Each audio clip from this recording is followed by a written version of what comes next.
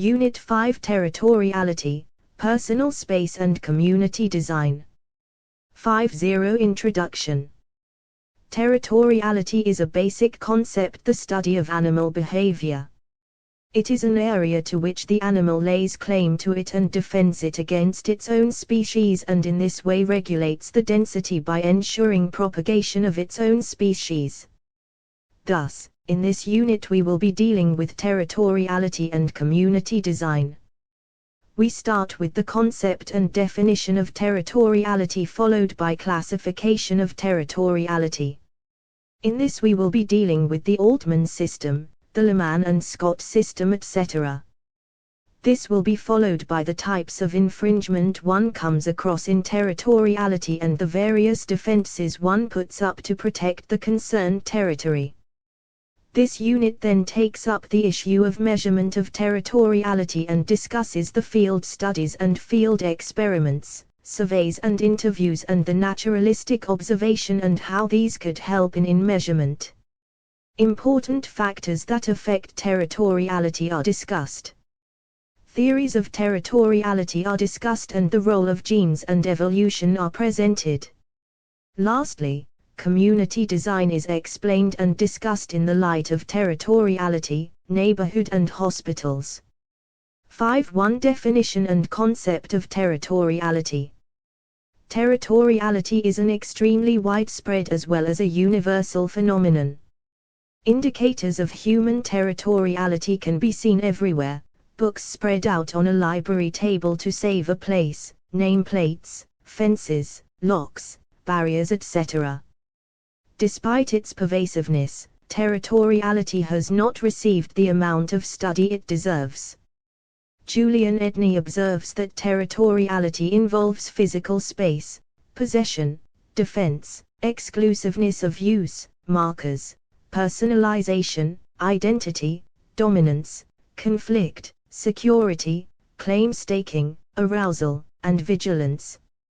Territoriality can be defined as a pattern of behavior and attitudes held by an individual or group that is based on perceived, attempted, or actual control of a definable physical space, object or idea that may involve habitual occupation, defense, personalization and marking of it. Marking means placing an object or substance in a space to indicate one's territorial intentions. For example, cafeteria diners leave coats or books on a chair or table. Personalization means marking in a manner that indicates one's identity. For example, employees decorate their workspaces with pictures and mementos.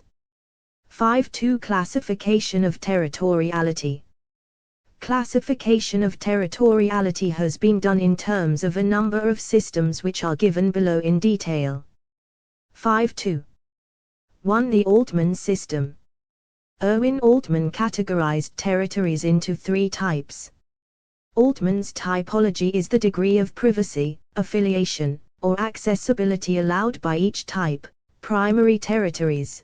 These are spaces owned by individuals or primary groups, controlled on a relatively permanent basis by them, and central to their daily lives. Examples include one's bedroom or a family's dwelling. The psychological importance of a primary territory to its occupants is always high.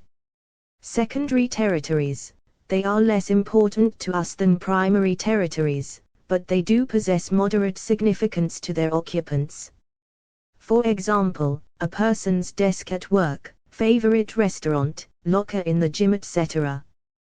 Control of these territories is less essential to the current occupant and is more likely to change, rotate, or be shared with strangers. Public territories. They are areas open to anyone in good standing with the community. Beaches, sidewalks, hotel lobbies, trains, stores, etc. are public territories. Occasionally, because of discrimination or unacceptable behavior, public territories are closed to certain individuals. In contrast to primary territories, which generally are closed to outsiders, public territories are open to all outsiders who are not specifically excluded. Altman describes two other types of territories, although they are not universally recognized territories, objects. They meet some of the criteria for territories. We mark, personalize, defend and control our books, coats, bicycles, and calculators. Ideas, they are also territories in a certain manner. We defend them through patents and copyrights. We have rules against plagiarism. Software authors try to protect ownership of their programs. 5.2. 2. The Lehman and Scott system. Lehman and Scott categorized territories into the following types. I. Interactional territories. They are areas temporarily controlled by a group of interacting individuals. For example, include a classroom, a family's picnic area, etc. Little overt marking of these territories may occur, yet entry into them is perceived as interference, rudeness, or crashing. 2. Body territories. This is not the same as personal space because the boundary is at one's skin rather than some distance away from it. Bodies may be entered with permission as in surgery, or without permission as in a knife attack, but individuals mark and personalize their bodies with makeup, jewelry, tattoos, and clothing, and they certainly defend and try to control access to their bodies. 3.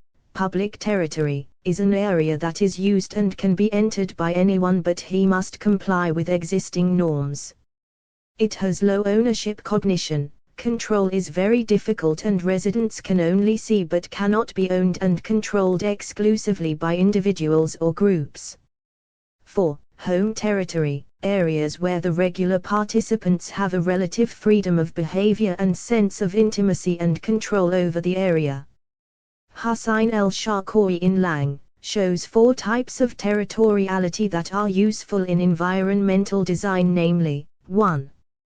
Attached territory is a personal space that is owned by someone. 2. Central territory is the house, building with ownership. 3. Supporting territory, semi-private and semi-public zones such as corridors, swimming pools, front gardens, back gardens. 4. Peripheral territory is a public space such as a shared sports field and a city park. Brower distinguishes territories into 4 types. 1. Personal territory. Personal territory is controlled individually or in groups. Group members are members who have a very close relationship, such as a relationship due to marriage or relationships due to blood ties. 2. Community territory. Community territory is controlled by groups whose members sometimes change, but each member has gone through a screening process and sometimes an inauguration ceremony is held in accepting the member. This is done to clarify the differences between group members and people outside the group. 3. Society territory. This territory is controlled by the general public and is open to the public, including public places such as a highway, and also places that are not public property such as waiting rooms in terminals, performance halls in theaters, and so on. Prohibition and control are less free than previous types of ownership. This is done through rules or norms that come from the community. These regulations can be based on gender differences, age differences, or racial differences. 4. Free territory. This territory has no permanent residence, and the subject's existence is not under the prohibition or control of certain parties. The rules that guide behavior are self-determined or based on natural forces or because of moral norms. This territory is characterized by the absence of territorial signs, and therefore restrictions or controls that arise are more due to the exploration and imagination of its inhabitants. Types of infringement. Research and experience indicates that there are several ways that a territory may be infringed upon. Invasion. An outsider physically enters the territory, usually with the intention of taking control of it from its current owner. For example, a spouse taking over a sewing room to install the family's new computer. Violation. It is a more temporary incursion into someone's territory. Usually, the goal is not ownership but annoyance or harm. Vandalism, hit-and-run attacks, and burglary fall into this category. Contamination, the infringer fouls someone else's territory by putting something awful in the territory. For example, a large chemical company leaving poisonous waste in the ground. Types of defense. Just as there are a variety of ways to infringe on territories, there are various ways to defend them. However, it should be remembered that territories are not always infringed, and even when they are infringed, they are not always defended. Mark Knapp divides defenses into three general types: prevention defenses, markers such as coats, towels, signs, and fences are preventive defenses. One anticipates infringement and acts to stop it before it occurs. Reaction defenses, they are responses to an infringement after it actually happens. For examples of slamming doors and physically striking out at the infringer, etc. Social boundary defense. The social boundary defense consists of a ritual engaged in by hosts and visitors. For example, Bushman groups in Africa who meet at a border exchange certain greetings before they allow outsiders into their territories. Social boundary defenses serve to separate wanted visitors from unwanted ones through social interaction. 5.3 Measurement of territoriality. Territoriality can be measured through certain techniques which are as follows. 5.3. 1. Field studies and field experiments. Field experiments are attempts to exercise experimental control and random assignment of subjects in real-world settings. Field experiments require unusual creativity and perseverance to design and carry out. A study conducted by Simone, Baril and Calabrese is a rare example of territoriality and decision-making. The purpose of this study was to discover whether being in one's own territory gives a person greater influence than a visitor on the outcome of a mutual decision. In addition, the researchers wanted to find out whether dominance as a personality trait influenced the process. They asked groups of 3 students to meet in a room in which one student was the resident and the other 2 were visitors. The group was asked to discuss a budget problem and reach a consensus. Dominance did not affect decision-making much. Instead, the final consensus reflected the territory owner's point of view in the debate much more than it reflected the visitor's point of view. The results suggest that if you want decisions to go your way, you should try to get others to discuss the decision at your place. This strategy, it appears, works whether or not you have a dominating personality.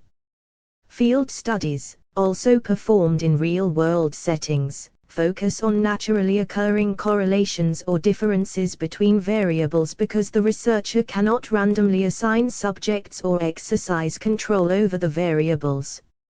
In a typical field study, several variables are measured but not controlled by the researcher, and there is no random assignment to the experimental conditions or settings. For example, Jason, Riekler and Rucker investigated territoriality on beaches.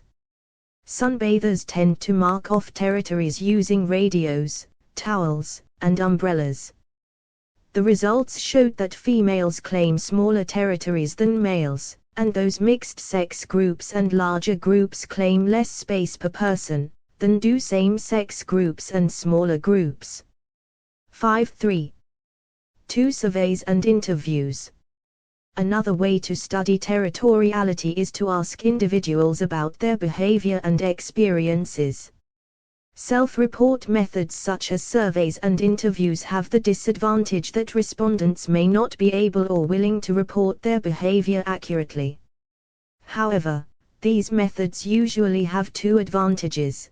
The researcher's resources can be stretched to include a much larger number of individuals in the study, and the opinions, beliefs, feelings and other cognitions of respondents can be studied. A good example of the interview approach is a study by Ali and Kodmeni conducted on 185 residents of high-rise buildings in Israel.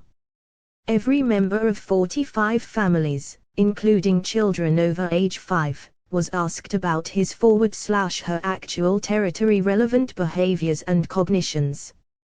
For example, residents were asked, where they chose to engage in specific activities in the apartment, a behavior question, and 2, who, in their opinion, owned various places within the apartment, a cognition question. 5.3. 3. Naturalistic observation and unobtrusive measures.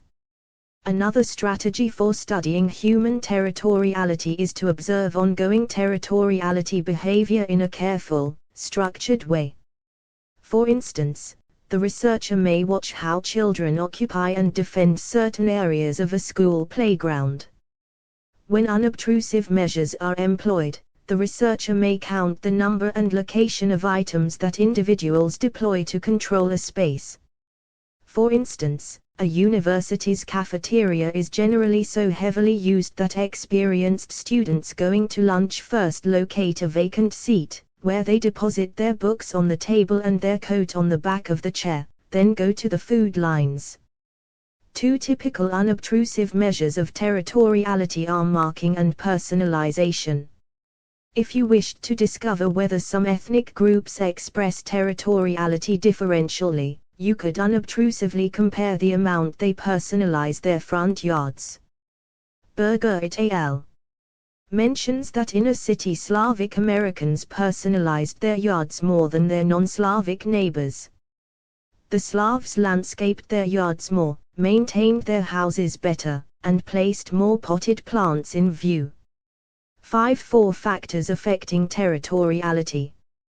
There are many factors that affect territoriality, and they are as follows. 5.4. 1. Personal factors. Sex. Territoriality varies with such personal characteristics as sex, age, and personality. It has been observed that males claim larger territories than females. Men still hold high-status occupations more often than women, and thereby claim larger spaces at work more often. Men are also more territorial, even before they acquire higher status, that is, when both men and women are still in the student phase of their lives. 2. Personality and intelligence. More intelligent residents of both sexes usually mark of larger areas for themselves. Residents of both sexes who come from larger homes mark off more space for themselves, and males who are more apprehensive mark off larger territories. Females who are more self-assured but less dominant mark off larger territories. The results depict that gender and personality play an intertwined role in territoriality. 3. Competence. One's level of competence also affects territorial functioning to a great extent.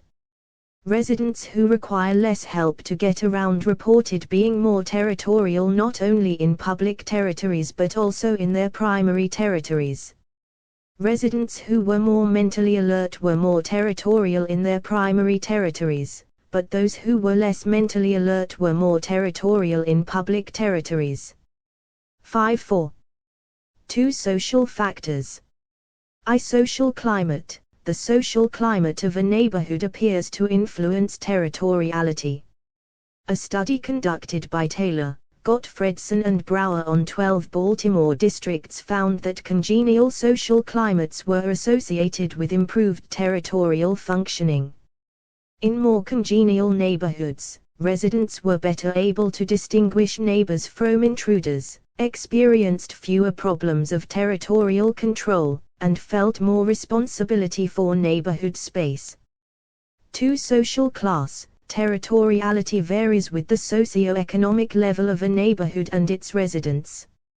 In lower-class neighborhoods, a person's house serves as a primary territory, but ownership and control often end at the front door. Just beyond that door, outside the house, unwanted activities may occur. The resident often feels that control over the space outside the house is impossible and ceases attempts to control it. In middle-class neighborhoods, a sense of territory more often extends to the yard outside and, to some extent, up and down the neighborhood street. In upper-class neighborhoods, territorial functioning sometimes extends to the whole neighborhood. 3. Competition for resources. One more prominent factor in territoriality is competition for resources. You might expect more territorial behavior when individuals struggle with others for resources. Everyday experience suggests that when cafeteria chairs, space in the library or any other resource is in short supply, individuals will begin to mark, personalize, claim and defend territories to preserve their share of the resource. Elizabeth Cashton has supplied some reasoning and evidence, from her study of African Bushmen. In her view, territoriality occurs when there is competition for resources. However, different forms of defense are used when the resources are abundant than when they are scarce. Humans control their territories through social boundary defense mechanisms in which owner groups focus on reciprocal access to territories by members of competing owner groups. The boundary itself is no longer so important. Instead, visitors to a territory must go through various permission rituals to enter an owner's territory. Once they pay their dues, they are welcome to share in the resources of the territory. 4. Legal ownership. Another social factor in territoriality is legal ownership. Both the tenant and the homeowner control residential territory in the sense we have defined territoriality, but legal ownership appears to increase the homeowner's territorial behavior. Specifically, homeowners engage in more personalization than tenants, given the greater commitment of resources made by homeowners. Task. When we are in a public territory but engaged in a specific task, we may defend that territory more than if we are not doing anything particular. A study of callers at public telephones found that people continued their calls longer when someone was waiting for the phone than when no one was waiting for it. 5. 3 Physical factors. In the essay, Approach to Safety and Security in Urban Neighborhoods and City Centers, Jane Jacobs in 1961 and forwarded by Oscar Newman in 1973 argued for defensible space theory to explain the physical factors that influence territoriality. They opined that residential crime and fear of crime are the two phenomena related to territorial invasion. The theory proposes that certain design features such as real or symbolic barriers to separate public territory from private territory and opportunities for territory owners to observe suspicious activity in their spaces' surveillance, will increase residents' sense of security and decrease crime in the territory. For example, one would suspect more crime in areas that offer fewer opportunities for surveillance and do not appear to be controlled by anyone. A study by SOM reported locations with minimum surveillance had more stripped-down cars. Another study of crime in university residence halls showed that halls with defensible space features, e.g., more areas that residents could control and more surveillability, suffered less crime than halls on the same campus without such features. 4 Cultural and ethnic factors. Territoriality is merely expressed differently in different cultures. One investigation of territoriality on French and German beaches was closely patterned on an earlier U.S. study, so that the beach territoriality of Germans, French, and Americans could be contrasted. The three cultures were similar in some respects. For example, in all three cultures, larger groups claim smaller per-person spaces. 2. Groups composed of males and females claim smaller per-person spaces. 3. Females claim less space than males in other respects. However, the cultures differ. The French seem less territorial. They had some difficulty with the very concept of territoriality, often saying that the beach is for everyone. The Germans engaged in much more marking. They frequently erected sand castle barriers, signs declaring that their areas of the beach were reserved between two particular dates, and signs indicating that certain areas were reserved for certain groups. Finally, territorial sizes were quite different among the three cultures, but the shapes of the territories were quite similar. The Germans more often claimed very large territories, but in all three cultures, individuals marked out more elliptical territories and groups marked out more circular territories. 5 Theories of Territoriality. Some of the important theoretical perspectives are as follows. 5. 1. The role of genes and evolution. Ralph Taylor, in his seminal work Human Territorial Functioning, an empirical, evolutionary perspective on individual and small group territorial cognitions, behaviors and cognitions, has elucidated comprehensively the evolutionary and genetic basis for human territoriality. He opined that territorial functioning is a product of our evolutionary heritage. Our ancient history as bands of hunters roaming the African savanna shaped the general nature of our present territoriality.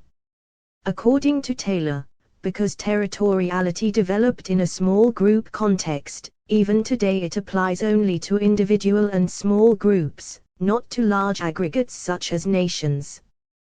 Taylor maintains that the behavior processes involved in our present territorial functioning are similar in form to those evolved long ago, even if they no longer serve quite the same purpose or have the same consequences. Finally, Taylor asserts that the evolutionary basis of territoriality does not mean that it is hardwired into our genes. 5. 2. An interaction organizer. Julian Edney emanates that human territoriality serves to organize human behavior so that violence, aggression, and overt domination are unnecessary. When an individual or group controls a setting, many aspects of behavior become ordered, including choice of activities, access to resources, and behavioral customs. Many individuals who have been employed by others dream of owning a business themselves, partly for financial reasons, but also so they can organize and control the policies and physical aspects of their workplace. For example, children want their own rooms so that their activities and decorations do not have to be negotiated with a sibling. Thus, one motivation for seeking territory is to have the opportunity to obtain these organizing prerogatives. 5. 3. Behavior setting theory. Ecological psychologists view territorial behavior from a behavior setting perspective. The organizing function of territoriality is quite similar to concepts from the work of Roger Barker, the father of ecological psychology. In ecological psychology, a program is a prescribed sequence of interactions between people and object in the setting. Other concepts from ecological psychology explicitly incorporate the notion of control. For example, sensing mechanisms and executive mechanisms, usually a person in control, but sometimes a serve mechanism such as a thermostat, examine the setting for incorrect conditions and correct them. 6. Concept of community design. The origins of community design, a term originally coined for the involvement of local people in planning and design decision-making processes that dates back to 1960s, a period of awakening and acknowledging human rights in the world. Community participation in planning and design, in this respect, appears to contemporary planners, designers and scholars as an extension of the ideals and systems of thought that were in the mainstream 4 decades ago. Since the start of the movement, however, the understanding of the practice of community design and the meaning behind fundamental terms such as community design and participation have shifted. While such a shift has multiple implications for practitioners of community design, the shift itself can be characterized as one from an ideological base to a pragmatic base. Landmark studies such as Arnstein's and Volz's exemplify this shift from late 60s to 80s, and more recent studies confirm a continuation of this trend. Since 1990s, however, the shift towards a pragmatic understanding has also led the way to surprising mutations of the idea of people's involvement in planning and design decision-making.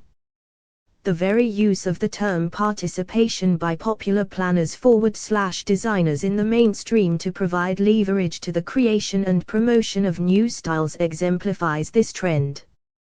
The shift from an ideological base to a pragmatic one has contributed to the increasing popularity of community design in several ways. First, broad preference of the mild character of the pragmatic approach with its collaborative decision-making focus over the antagonistic attitudes of the 1960s has made community design movement more accessible in its pragmatic era. Second, the eventual realization by many practitioners of the significantly positive outcomes of public participation in design and planning decision-making processes has become more probable with the increasing focus on the pragmatic aspects of community design. Increasing popularity in this context, for either reason, however, left the practice of community design open to be used as a tool in creating leverage to mutated lines of thought in planning and design. Such approaches, e.g., New urbanism, conceptualize community design in a way that turns communities into physical entities and focuses on design as it relates to the building facades and layouts. This kind of overemphasis on spatial aspects in especially new urbanism echoes spatial determinism, which overestimates the power of architecture in shaping social dynamics. Idealist or pragmatist, community design has always been about building communities and designing for communities, and always at odds with the proponents of spatial determinism. Therefore, community design in the context of new urbanism can only be construed as an example of pseudo-participation, which seems to be the outcome of increasing popularity of community design.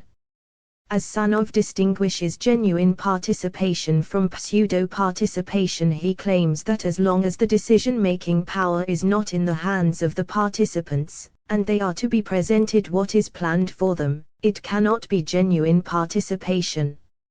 For it to be genuine, the participatory process has to place participants in control of the decisions and actions taken. Today, the picture of community design reveals two main areas of practice, a picture characterized by the terms genuine participation and pseudo-participation. 5.7 Territoriality and community design. When applied to particular design situations, territoriality should be facilitated in the plans wherever it appears to serve the needs of clients. That is, based on our list of human behavior patterns that are linked to territoriality, designs for territoriality should attempt to reduce aggression, increase control, and promote a sense of order and security. A rather bold conclusion, supported by some research and refuted by none so far reported, is this: the more a design can provide primary territories for every person at home, school, and work, the better. Of course, one important restriction on the supply of primary territories is money. Space costs can be high. A second restriction is the policies of some organizations, which require that employees be under the direct surveillance of a supervisor. A third restriction is that some jobs, by their very nature, require that other employees or the general public have access to the individual holding the job. The only refuges of frontline employees are the staff room and the coffee break. On many jobs, groups must work together in close communication most of the day. Individuals in such jobs may not perform best if each one is located in a separate primary territory. However, territories may be occupied by groups. Such work groups should have their own collective primary territory. In many home, work, and institutional settings, more could be done to provide primary or secondary territories for individuals and groups. Very often, no one has seriously considered how the lives of affected individuals would be improved by access to an owned space. This section will examine some suggestions for territorializing neighborhoods and hospitals. The design recommendations were developed for these specific settings, but with a little imagination, we can conceive of design for other settings using the same principles. Changes in the design of larger settings such as neighborhoods are more difficult to implement than changes in small settings such as our own homes. Nevertheless, whole neighborhoods have been territorialized to varying degrees. 5.7. 1. Neighborhoods. Cities are often asked to block off streets in order to restrict traffic flow through the neighborhood when residents believe too much traffic flows through their streets. Commuters, of course, believe the streets are there to help them get to and from work efficiently. Concerns about children's safety and traffic noise are the neighborhood residents' explicit reasons for the barriers, but the move to territorialize the neighborhood may have less obvious benefits. Blocking off streets serves to give residents a sense of control and identity. The cars that now move through the streets are owned by neighbors. Because there are fewer cars, residents have a better chance of recognizing strange one. This may serve to reduce crime because different cars are noticed by residents. Burglars who have several neighborhoods to choose from would be better off selecting a more anonymous neighborhood.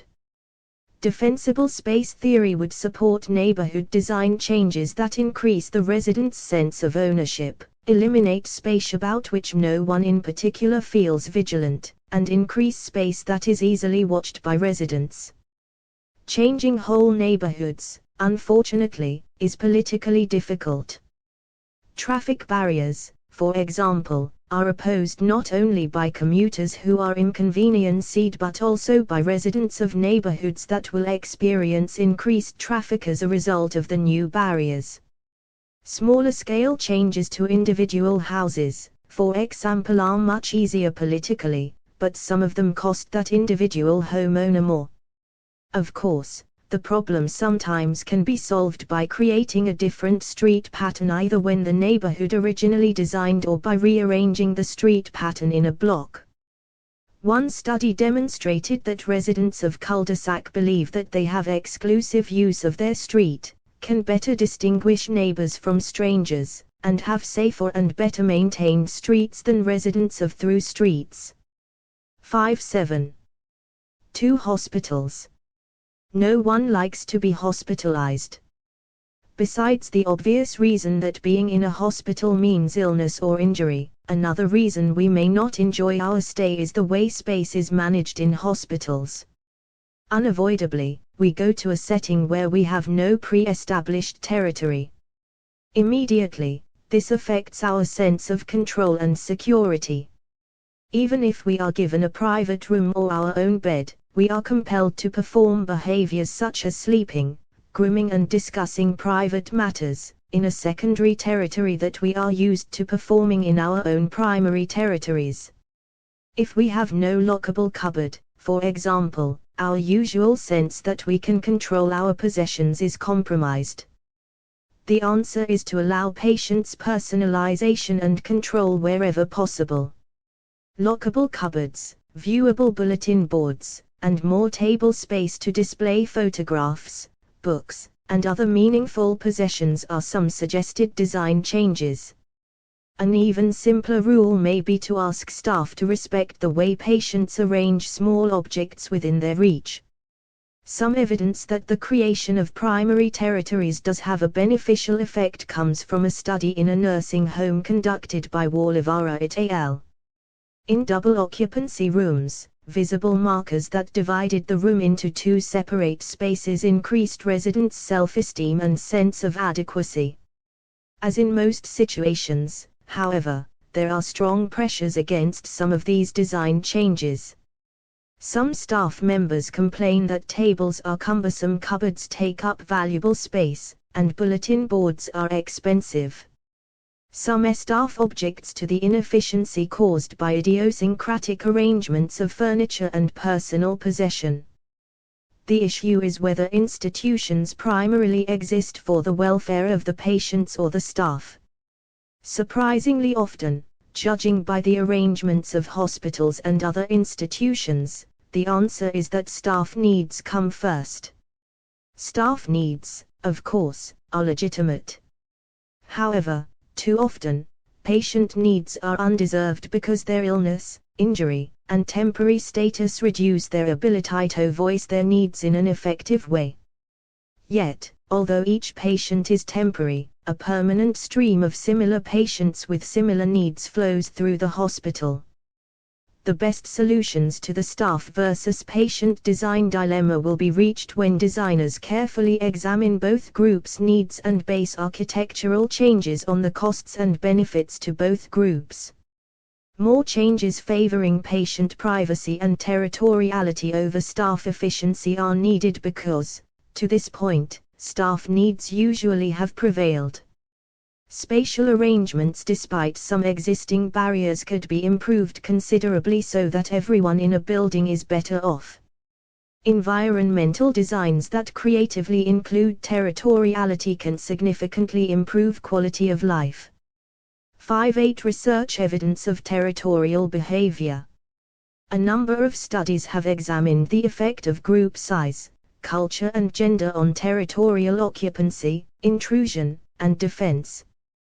With the increase in occupancy time in beach territories, the same-sex groups claim larger spaces while mixed-sex groups use more markers.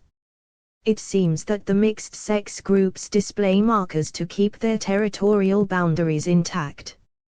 In contrast, the same-sex groups keep the boundaries unmarked so as to socialize outside the boundaries. Evidence exists that with the increase in group size, the average space per person decreases, although this may be true for groups of friends, but not for strangers.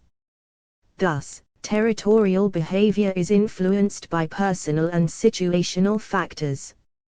It appears that males prefer larger territories in beaches and dormitories relative to females.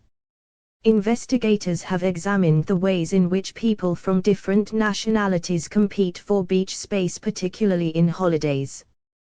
The result of the study conducted by Smith on Germans, French and Americans reveal that males claimed more space relative to females regardless of their nationality, and groups tended to occupy less space per person than couples or individual occupant. Furthermore, some differences were also reported which suggested that Germans engaged in more territorial marking by erecting boundaries and claimed larger spaces relative to their French and American counterparts. Finally, similarities in shapes were observed. However, the marking made by individuals were elliptical and groups marking territories were in circular shapes. With regard to sex differences, the study conducted by Shafran and Sadowski reveal that male markers in a bar are intruded on fewer trials and, when intruded on, protect the territory for a longer period of time relative to females. Furthermore, in no case a lone intruder invaded the male territory. In one study, Haber instructed Confederates to intrude the classroom desk territories of male and female students. The Confederates were not able to complete the planned intrusion when the occupant of the territory was male. In contrast, the Confederates were able to complete twice the number of intrusions. It seems that Confederates were reluctant to invade the male territories.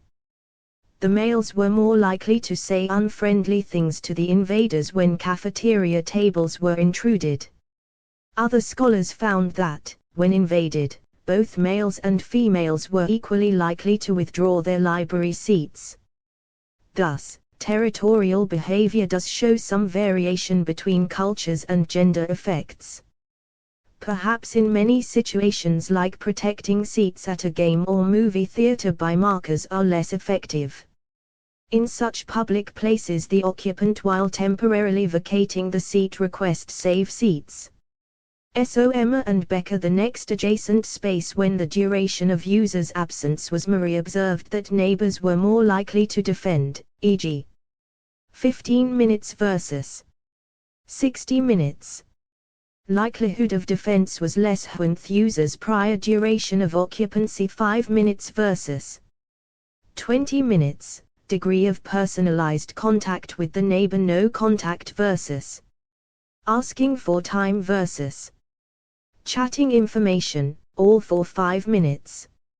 However, when neighbors were explicitly requested to defend the territory, as many as 71% defended to territory by putting their own markers on the claimed territory.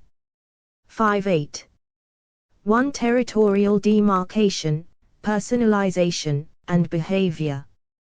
Territoriality is expressed through marking and often involve personalization.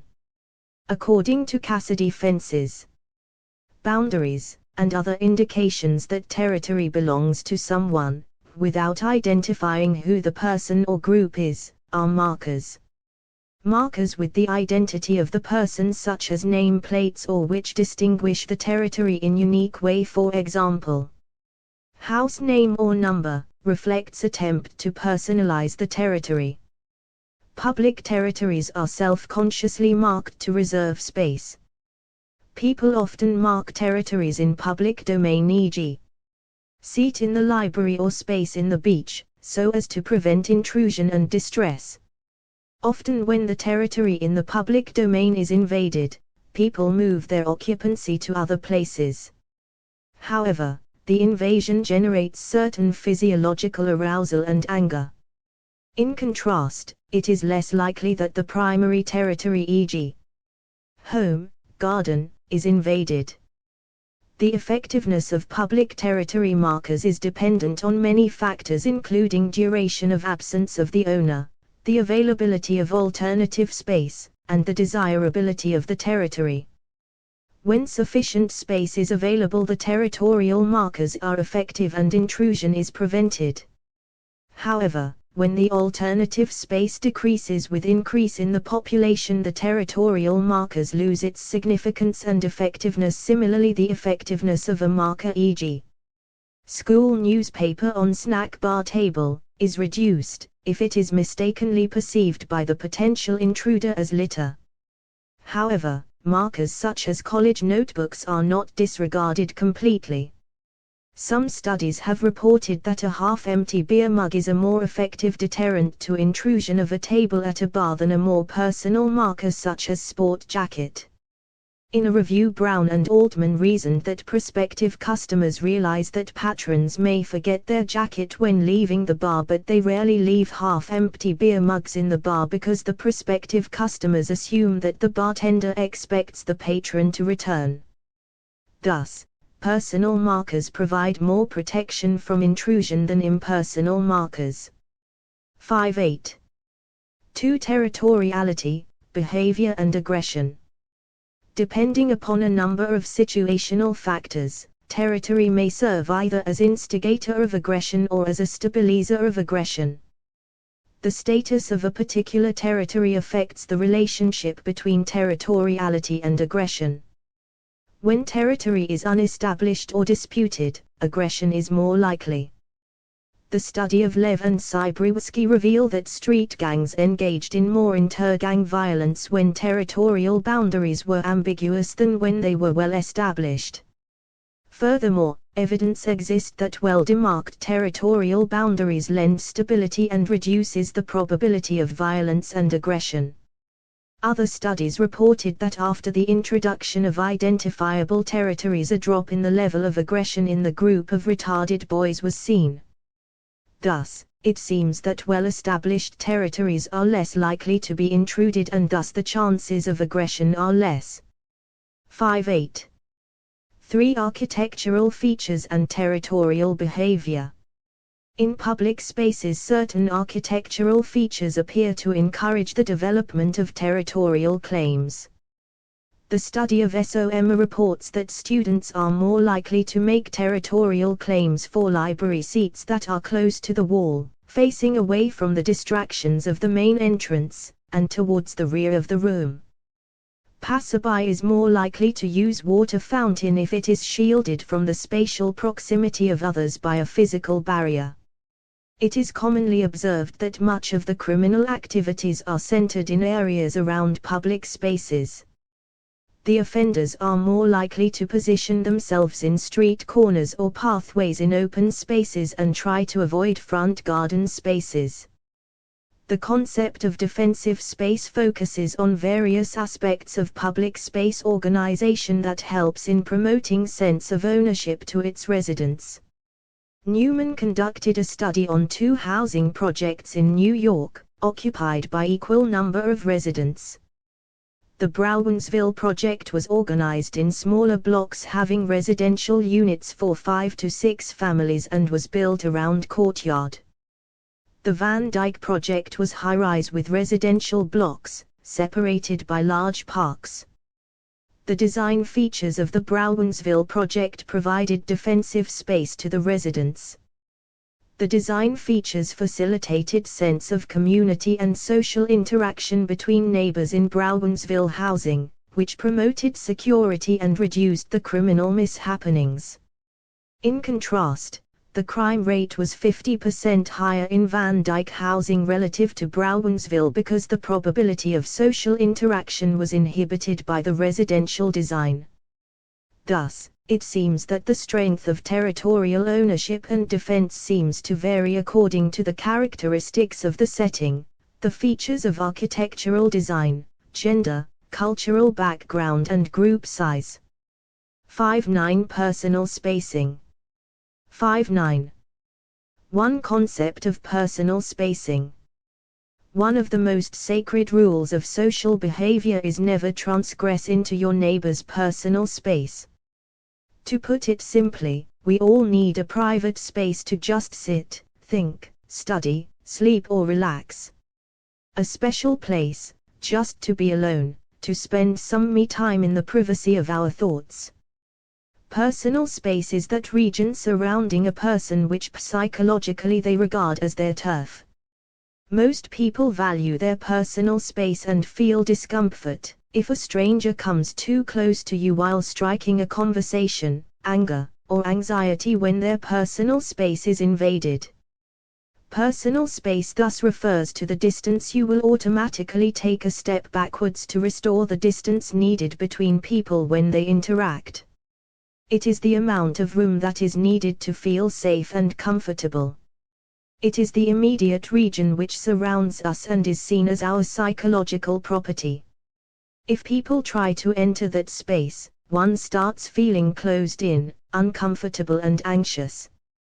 In 1960, Edward Hall coined the term proxemics to refer to ways in which people use physical space to regulate social interaction. His book The Hidden Dimension is a landmark in the field of personal space. Katz and Som are some other seminal researchers in the field. According to them, personal space is the invisible physical boundary that we draw in between us and other people. It decides how close we will go to that person or allow him to come close to us. So, perhaps the better term to use could be interpersonal distance because it only becomes relevant when we are interacting with others. We only become aware of it when somebody invades it. The personal space is often an indicator of the kind of relationship we share with the person, our society and culture. For example, an affectionate hug from a close friend will be perfectly all right for an individual, but a hug from a stranger will not only be uncomfortable but even offending for most. Hence, just as body movements and facial expressions can communicate a great deal of nonverbal information, so can this physical space between individuals. Edward Hall identified 4 zones of personal space. He then subdivided each one of them into 2 subcategories, near and far. Intimate distance, this is the smallest zone and it tends to be about 18 inches apart. As the name suggests, this space is open only for those who are very close to us. This distance often shows great comfort level and closeness that we share with the person. So, only our life partners, children, Close family members, dear friends and pets can enter this space without bothering us. Displays of affection and comforting are commonly conducted within this space. The only fluke strangers an individual typically accepts within this intimate space are healthcare professionals or in situations like playing a wrestling match. Hall describes near situations like when we have body contact, for example, hugging, and far when we are close but not really touching, like when we whisper. If a stranger tries to enter in this reserved space, we feel very uncomfortable. 2. Personal distance. This physical distance too is for close friends and family members. The closer we can be to the person indicates how close we are to him/her emotionally. It begins about an arm's length away. It extends from 18 inches to 4 feet. This space is used in conversations with friends, to chat with associates, and in group discussions. Such informal conversations and with friends, acquaintances are held in this space. Strangers are prohibited in this space too. The near is for the couples or close friends, while far is for the acquaintances in a social setting. 3. Social distance. This distance ranges from 4 to 12 feet and is usually used for formal social interactions with known people, new acquaintances, or even strangers. The range of distance changes according to the situation. For example, in an informal business meeting with your co-worker, you can be more physically closer than a formal business meeting with a client whom you are meeting for the first time. 4. Public distance. The space beyond social space is open to all and is known as public space. This space, which extends more than 12 feet, is essentially used for public speaking situations for large audiences like speeches, lectures, presentations, performances, etc. The far phase of this distance can be seen when a high-profile leader is addressing the gathering. The distance between him and the audience tends to be much greater. Sometimes, such categories are criticized as being too rigid, but they do explain the ways in which they influence behavior. The term is used literally or symbolically in our layman conversations. For example, if we share a good relationship with someone, we talk about being close. If we no longer get along, we say, "Let us keep distance." Being in touch or being distant is actually talking about personal space. There are 2 theories to explain the concept too. Argyll and Dean tried to explain the concept of personal space by suggesting affiliative conflict theory. It is like the classic approach avoidance conflict that we face. We want to be close to others, but at the same time, we want to keep some distance too. The idea of personal space helps us to reach a compromise so that a balance is maintained. Same can be explained with a slightly different angle by the social constructionist perspective. According to this, invasion of personal space produces physiological arousal, and it also leads to the cognitive appraisal of the situation. On the basis of our evaluations, close to us, the physical proximity may turn to passion or display or affection, but if he is a stranger, we may become very angry. So, the stress caused by the invasion of personal space is dependent on the context and our appraisal. 5.9. 2. Privacy. Privacy, personal space, and territorial behavior affect the people's perception of environmental comfort and quality. The need for privacy, personal space, and territory is universal. These 3 concepts, privacy, territorial behavior and personal space, are closely linked. Privacy refers to the management of information or regulation of social interaction with one's surrounding. It is an intentional retreat from unwanted observation, audition, distraction or interruption. There are many factors affecting privacy, such as mechanism of the senses. All 5 senses affect the way human beings perceive their surroundings and the mechanism by which they control privacy. Individuality, sense of individuality, self-evaluation and identity, personal values, beliefs, opinion and expression, selective and interpersonal communication in different context and level of interaction. Space distance, a set of distances, proxemic patterns, that people use to control their relationships with others. These distances change in different societies and from a culture to another. Architectural elements of a space. Architectural elements act as regulators of privacy, visually, acoustically and spatially. These elements are, O furniture, O walls, O fences, O doors, O furnishings, O tinted glass, O windows. Culture. Culture affects the boundary of what is regarded as private. The level and degree of privacy is culturally determined in different geographies of the world. Privacy was explained as mechanisms of control interaction with others. Due to the culture, North Americans leave more space between each other during interaction than the Arabic men. There are several kinds of privacy, each of which serves a different purpose.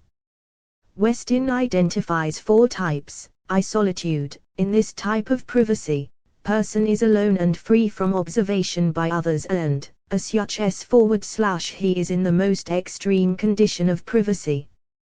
2. Intimacy. The second privacy state occurs when small group, for example a couple, separate themselves from outsiders in order to be alone. 3. Anonymity. This type of privacy occurs when a person acts freely without being recognized by the others in a crowded, public place. 4. Reserve. This type of privacy occurs when a person develops psychological barrier against unwanted intrusions while being engaged in ongoing activity. It is a state of privacy in which we are psychologically separated from some other people. 5.9. 3 determinants of personal spacing. How do we develop this sense of interpersonal distance? Are there any physiological factors too, or is it only a psychosocial phenomenon? Which psychosocial factors determine our personal space? Let us try to find out. Physiological factor, according to Adolf Sitt al. We start acquiring our individual sense of personal space by 3 or 4 years, and it is fully developed by our adolescence. In the journal Nature, 2009, he mentioned that this peculiar sense is constructed and monitored by the amygdala, a brain region involved in experiencing fear. It generates repulsive forces when our space is invaded. It kind of rings a warning bell if somebody comes too close, thus, it helps us to keep a minimum distance from others. But if this part of brain is damaged, then the space invasion is not registered in the brain. This was confirmed by a rare patient who had a damaged amygdala. She had no sense of personal space and was comfortable no matter how close others got to her. The same result was found when the experiment was conducted on monkeys. He added that people with autism often find it difficult to maintain normal social behavior and could stay in close proximity without any emotional problem. 2. Cultural factor. All cultures use personal space to communicate, but Hall emphasized that the size of personal space that is needed to guard our comfort zone is different in different cultures. He calls some cultures as contact cultures, and for example Middle Eastern or Latin countries. They generally show physical intimacy, stand close to each other, and thus they require less personal space. But if we belong to non-contact culture, then we will not be touching or standing close to others while communicating. We will prefer to stand apart. Such people will naturally need more personal space between them and others. People from North America, Europe can be seen as those belonging to non-contact cultures. Hall attributed these differences to cultural norms regarding sensory modalities that are considered appropriate for communication between people. Distinct norms are there for informal talking, business, greeting, etc. It is important to know them if we want to send the correct signal through our personal space. In case we do not adhere to these norms, we may be in trouble or give the other person a culture shock. For example, the public display of affection like kissing is a common gesture of greeting in West European countries. However, this may not be a part of many Eastern cultures. Thus, different cultures have different concept of the right distance. We must be aware of that boundary line to avoid unpleasant social accidents as seen in this example. 3. Population density of the place. Personal space is a highly variable concept. Just as our culture influences it, similarly, our experiences also shape it. If we live in a densely populated region like Mumbai or Japan, then we cannot afford to have a larger personal space. Increasing population cannot and has not given that luxury ever to most of its citizens, hence they have adapted to having lesser personal space around. The people from Mongolia or Canada, where lot of space is available, are used to having a larger space around them, so they start needing the same to feel secure. They will be highly uncomfortable in a crowded Mumbai train, while a typical Mumbai citizen may even continue reading a book. 4. Individual factors: age, sex, social status, anxiety, abnormality. Even within a culture or a country, there would be variation in the amount of personal space that we need to feel safe. Some of the factors that may play a role are: a. Gender. It is found that 2 males need more interpersonal distance between them than 2 females. Gifford adds that though females prefer greater personal space, it also depends on the situation, relationship, etc. b. Age. Our need for space grows as we grow older. Hayjuk points out that in case of children, we do not mind proximity. As the concept of sexuality is unknown to them, so no threat is perceived or registered. But as we mature, we interpret our sex roles and our need for larger personal space develops. c. Status. The need for personal space is also guided by our status in the society. The more affluent and financially sound we are, the more is our need for personal space. Powerful, rich people want more privacy and exclusive space. A person who is used to traveling in a chauffeur-driven car will be at loss in a crowded public transport. d. Relationship shared. As seen earlier, our emotions dominate the interpersonal distance that we share. We can be intimate and close to someone only if we bond emotionally. The more we dislike a person, greater will be the interpersonal distance. e. Personality. Our personal traits also influence the amount of space that we need around us. Gifford found that extroverts and friendly people need less personal space than cold and quarrelsome people. New research from University College London found that anxious people need more interpersonal space as they tend to get threatened soon. Shy people with autistic and people having claustrophobia also need more space. SOMA explained that people diagnosed with schizophrenia also show typical and variable personal space. When they are in a withdrawal phase, they want large distance, but when they are into attention-seeking phase, they want proximity. Research is also done on the distance and problem behavior.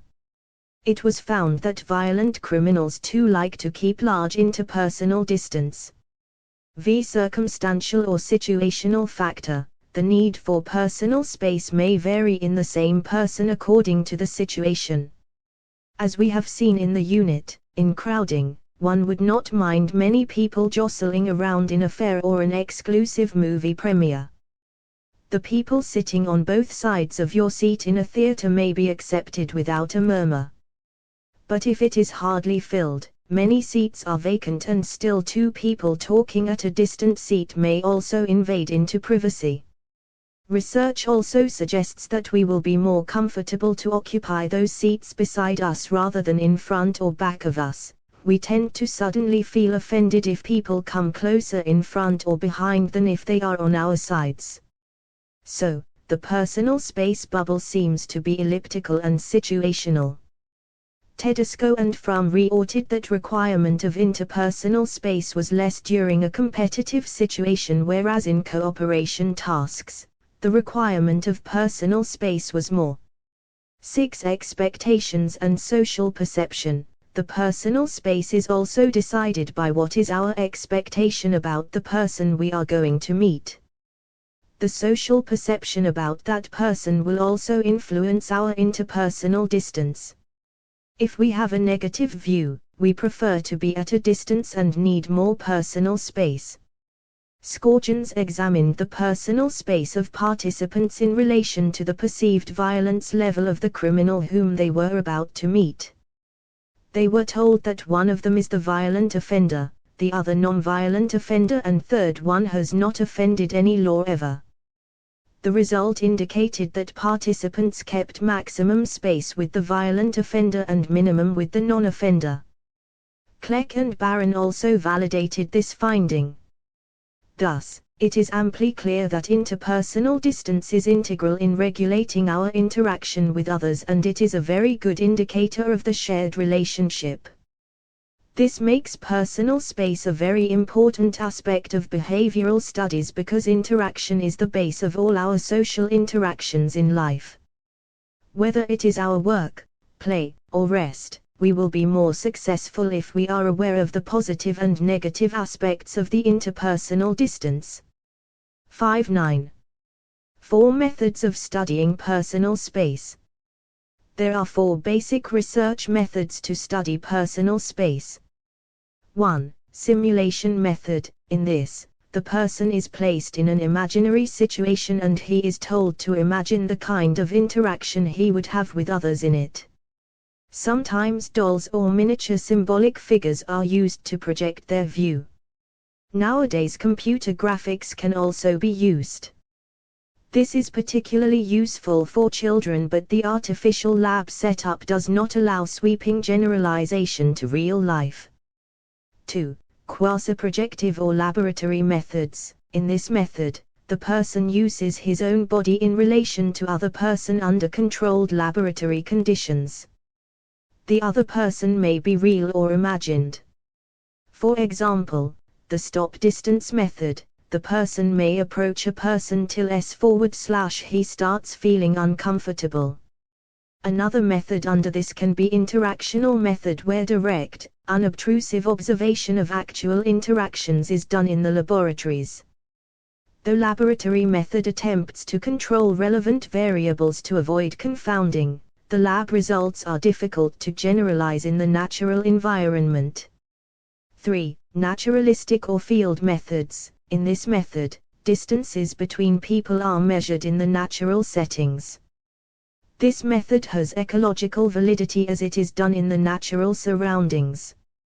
But this has some inbuilt drawbacks, like we may not know the kind of relationship the two share. Other relevant variables can interfere besides, of course, the ethical issues involved in intruding into someone's privacy. 4.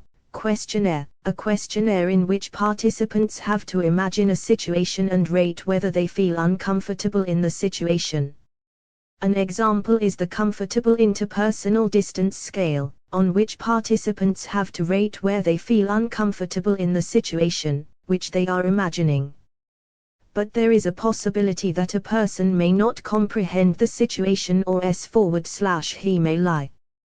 Thus, there are many methods of measuring personal space and each has its own plus and minus point. Since the topic is very personal and sensitive, there is no one ideal method of measurement. But they do help us to have a basic idea of what a personal space is. 5.10 Summary. To sum up what we have learned in this unit, here is a quick recap. Territoriality in humans is a pattern of behavior and experience related to the control, usually by non-violent means such as occupation, law, custom, and personalization, of physical space, objects, and ideas. Field experiments and studies are best for studying territorial behavior. but territorial cognitions are best studied by interviews and questionnaires. Ownership, positive social climate, resource competition, social class and task are social factors that seem to increase territoriality. Personalization, marking, and status are used more often than physical aggression. Theories of territoriality focus on its organizing action, behavior setting theory, and evolution. Designers should incorporate knowledge about territoriality to build better homes, offices, and institutions. The overall goal is to provide individuals with territories that allow them as much control as they are capable of responsibly exercising and as the organizational context allows. Territory holders will benefit from a greater sense of self-determination, identity and perhaps even safety. Personal space is a region surrounding a person which psychologically he regards as his own. If anyone comes too close physically, then one feel uncomfortable. In 1960, Edward Hall coined the term proxemics to refer to ways in which people use physical space to regulate social interactions. Determinants of personal space includes physiological factors, cultural, population density and individual factors like gender, age, status, relationship and personality and situational factors. Privacy refers to the management of information or the regulation of social interaction with one's surrounding. The main methods to study personal space are simulation method, laboratory method, naturalistic or field methods, and questionnaire.